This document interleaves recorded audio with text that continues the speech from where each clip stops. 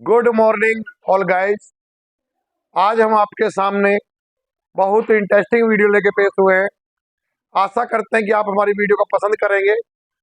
पसंद आने पर लाइक शेयर सब्सक्राइब करें।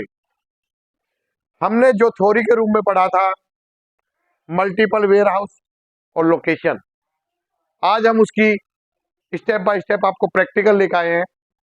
पहले थोड़ी थ्योरी रिवाइज कर लेते हैं, उसके बाद हम उसका प्रैक्टिकल पर वर्क करेंगे कि गोडाउन कैसे बनाए जाते हैं, लोकेशन कैसे तैयार की जाती है।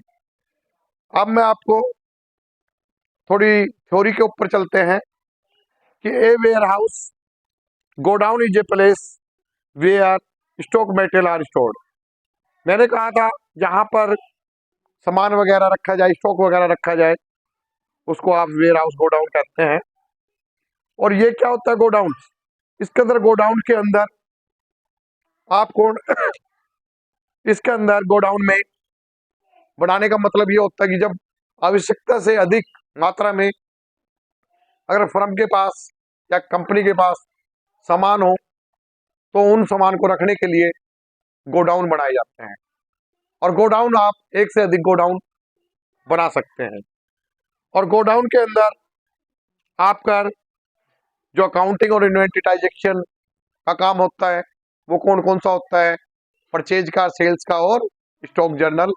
मतलब अगर एक कंपनी में एक गोडाउन में एक माल नहीं है तो दूसरी जगह उसको आसानी पूर्वक ट्रांसफर किया जा सकता है। तो सबसे पहले उसके अंदर कैसे एनेबल किया जाएगा, एक एक स्टेप को आपके बीच में हम टैली RP9 के अंदर मल्टीपल वेयर हाउस और लोकेशन पर डिस्कस करेंगे। सबसे पहले हम टैली RP9 ओपन करते हैं और टैली RP9 ओपन करने के बाद अब एक नई कंपनी का क्रिएट करेंगे। फिर हम अकाउंट इन्फॉर्मेशन से संबंधित एंट्री करेंगे, फिर इन्वेंटरी से संबंधित एंट्री करेंगे, फिर अनेबल जैसे कहा था टैली पे कैफ 11 फीचर पे जाके और मल्टीपल गोडाउन पर यस क्लिक करेंगे। तो ये सारे फीचर मैं आपके बीच में लेकर आया हूँ। तो आप वर्क इन एजुकेशनल मोड पे जाएं और जब हम इस पे जाएंगे तो नई कंपनी क्रिएट करते हैं। और नई कंपनी क्रिएट करने के बाद आप एक एक स्टेप को नोट करें और देखें कि गोडाउन कैसे बनाए जाते हैं, वेयर हाउस लोकेशन क्या होती है, मल्टीपल कैसे हैं। तो ये सारी चीज़ें हम आपके बीच में लेके आएंगे। तो सबसे पहले नई कंपनी क्रिएट करने के लिए ऑल्ट F3 का यूज कीजिए। सबसे पहले एक नई कंपनी बनाएं। नई कंपनी बनाते हैं, किसी भी नई कंपनी बना सकते हैं। अब मैं यहाँ पर स्टेशनरी का कर रहा हूँ तो मैं book depot private limited, book depot private limited का लेजर तैयार कंपनी बना लेते हैं।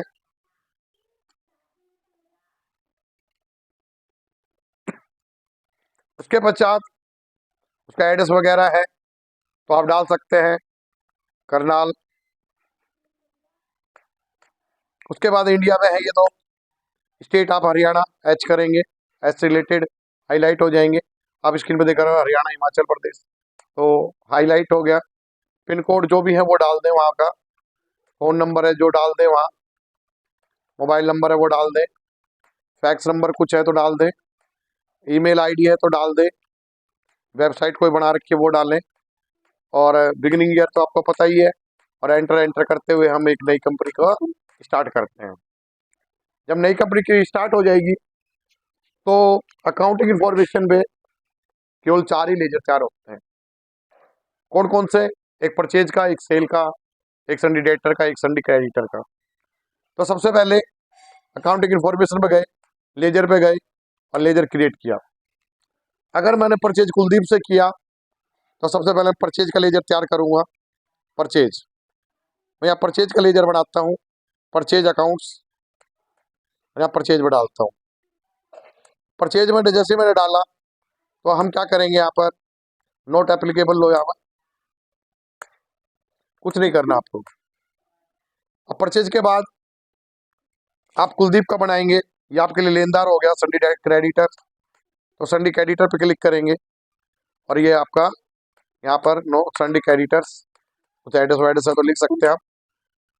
तो परचेज का हो गया, तो उसके साथ जो संडी क्रेडिटर था कुलदीप उसका हो गया। अब Ramesh account debit to sales, तो रमेश का बनाएंगे लेजर, रमेश ये देनदार हो गया तो संडी डेटर्स। इसके पश्चात एंटर करें। इसके बाद सेल्स का बनाएंगे, सेल्स अकाउंट्स, सेल्स में जाएगा, क्लिक कीजिए सेल्स पे और यहाँ पर आप एंटर करें और ये आपका हो गया। अब आपका अकाउंटिंग इन्फॉर्मेशन संबंधित ये 4 ही लेजर बनेंगे जब हम गोडाउन में वर्क करेंगे।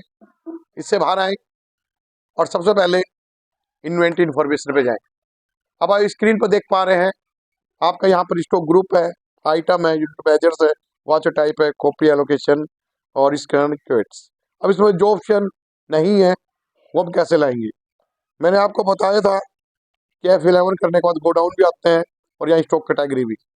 तो सबसे पहले आप क्या करेंगे, F11 फीचर करें। आप देख पा रहे हैं अकाउंटिंग फीचर से सेकंड ऑप्शन है इन्वेंटरी फीचर्स। आप इन्वेंटरी फीचर्स पे क्लिक करें और आप इसको खोल लें कंपनी को।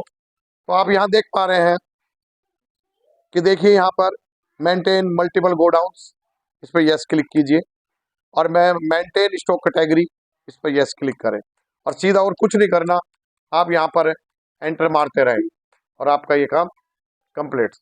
इससे बाहर आ जाए। सबसे पहले हम क्या करेंगे, अब स्टॉक ग्रुप बनाएंगे। जब स्टॉक ग्रुप बनाएंगे तो स्टॉक ग्रुप का मैं 2 आइटम लेके काम करता हूँ। एक मैंने ले लिया बुक्स और एक ले ली मैंने पेंसिल। तो बुक का मैंने तैयार किया और ये प्राइमरी में चला गया, ग्रुप तैयार हो गया। ऐसे ही मैं पेंसिल बना लेता हूँ, पेंसिल का बनाया और मैंने एंटर किया और ये आपका स्टॉक ग्रुप तैयार हो गया। इसके पश्चात सबसे पहले स्टॉक कैटेगरी में बढ़ा देता हूँ। तो स्टॉक कैटेगरी किसका है, ये किसका पार्ट्स है, स्टेशनरी का। तो कैटेगरी में किसी स्टेशनरी में डाल देता हूँ और ये हमारा एंटर हो गया। इससे बाहर आ जाए। इसके बाद यूनिट ऑफ मेजर्स में बढ़ाएं। तो ये चीज़ें किस में होती है, डजन में, या DOZ करेंगे, डजन करेंगे यहाँ और यहाँ एंटर मारें। ये काम कंप्लीट हो चुका। इसके पश्चात आप गोडाउन पे जाएं।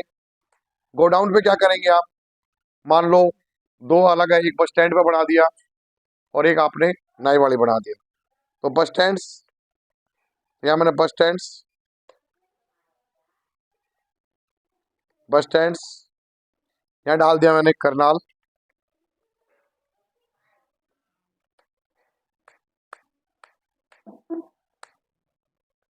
और एक रेलवे स्टेशन के पास बना दिया,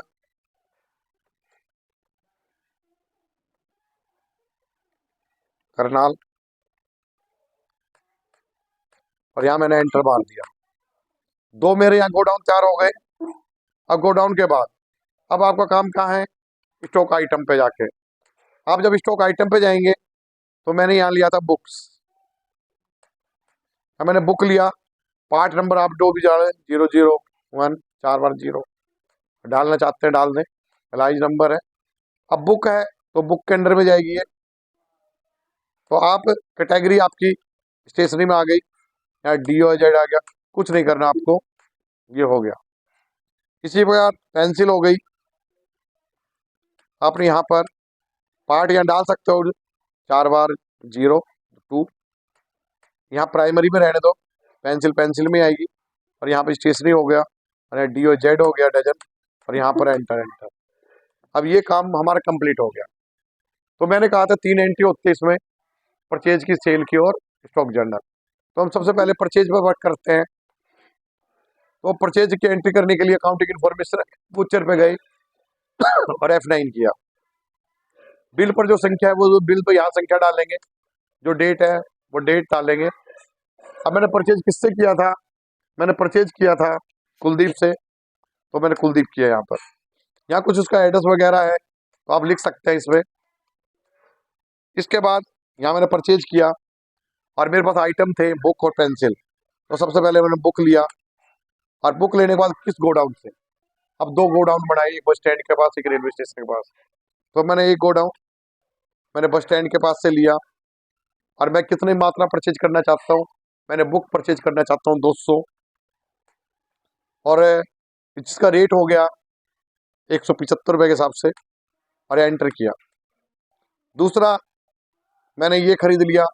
अब आप ध्यान दीजिए, और एक वो बुक मैंने जो रेलवे स्टेशन के पास खरीदा उससे ले लेता हूँ मैं 300 ले लेता हूँ और रेट जो आपने एक बार डाल दिया वो होगा। तो ये आपकी परचेज की ट्रांजेक्शन। अब इसके बाद यहाँ पर पेंसिल ले लेते हैं। अब पेंसिल भी आपने बस स्टैंड है तो बस स्टैंड ले लिया, इसके लिए मैंने 300 क्वांटिटी ले ली और ये हमारा मान लो 50 रुपये डजन के हिसाब से, और ये हमारा हो गया।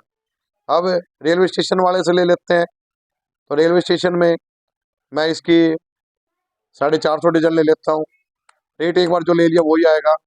तो आप देख लिया कि आपके पास जो बुक की परचेजिंग हो गई वो टोटल हो गई 1,25,000 रुपये से, और इसका एंटर करते जाएं। ओके, अब इसी प्रकार ये आपकी हो गई परचेज ट्रांजेक्शन। इसी प्रकार अब हम इसकी सेल करके दिखाते हैं आपको। अब हम क्या करेंगे, इस पर गए और सेल्स की एंट्री करने के लिए कोई बिल नंबर है लिख दे, डेट वही रहेगी। अब सेल्स करने के लिए हम क्या करेंगे, किससे सेल्स की थी मैंने, रमेश से। मैंने यहाँ रमेश किया और कुछ नहीं करना, आपका एंटर करें, कुछ भी डिटेल डालना डाल सकते हो। और यहाँ सॉरी यहाँ क्योंकि हम सेल्स की लेनी थी तो हम यहाँ F8 करेंगे और F8 करने के बाद कोई बिल नंबर है तो डाल दे। पार्टी किससे की थी सेल्स, रमेश से की थी। एंटर मारे और एंटर मारते जाएं सीधा और यहाँ पे सेल्स करेंगे। अब हमें सेल्स करनी है, परचेज आपको पता ही था तो सेल्स उसी चीज़ की होगी। तो मैंने सेल्स आपके बुक्स की तो यहाँ कुछ नहीं करना, कौन से गोडाउन से आप सेल करना चाहते हैं। मान लो मैं करना चाहता हूँ रेलवे स्टेशन वाले से, तो मैंने रेलवे स्टेशन की तो मैं कितनी गोडाउन वो ऑटोमेटिक हटा के दिखाएगा। मान लो मैं यहाँ बेच देता हूँ 105, तो 105 है तो आपने जो खरीदी वो जिस रेट से, लेकिन आप उसको अधिक रेट में बेचोगे तो आपको जो भी रेट उसका तो उस रेट के अकॉर्डिंग आप उसको बेच सकते हैं चीज़ को। तो मान लो मैं जो बुक्स है उसको 200 की जगह मैं 250 रुपये की बेचता हूँ और ये आपका ये हो गया। अब इसके बाद ऐसे ही है, रेलवे स्टेशन का होगा। अब बस स्टैंड का है, अगर बस स्टैंड में आप भी बेचना चाहते हो, वहाँ 50 बेचना चाहते हैं तो वही रेट है, तो ये आपकी एंट्री हो गई। इसी प्रकार बुक्स की हो गई। अब पेंसिल्स की लेना चाहते हैं तो पेंसिल्स की कौन से गोडाउन से, रेलवे स्टेशन से। तो गोडाउन में आप कितनी क्वांटिटी बेचना चाहते हो 100, और रेट आप जो भी दें, मान लो आप यहाँ पर 100 रुपये के हिसाब से मान लो। तो ऐसे ही रेलवे स्टेशन का हो गया, ऐसे ही बस स्टैंड का लगा लो आप। बस स्टैंड में 300 डजन है आपके पास, इसमें 150 डजन बेच दो और ये आपके पास ये हो गया। तो ये आपके पास यहाँ पर आप देख पा रहे हैं ये हमारी होगी सेल्स ट्रांजेक्शन। अब बाई चांस अब आपको कोई ट्रांसफ़र करना है तो कैसे करते हैं, अकाउंटिंग वोचर पे गए, ओल्ट F7 किया आपने और स्टॉक जर्नल है।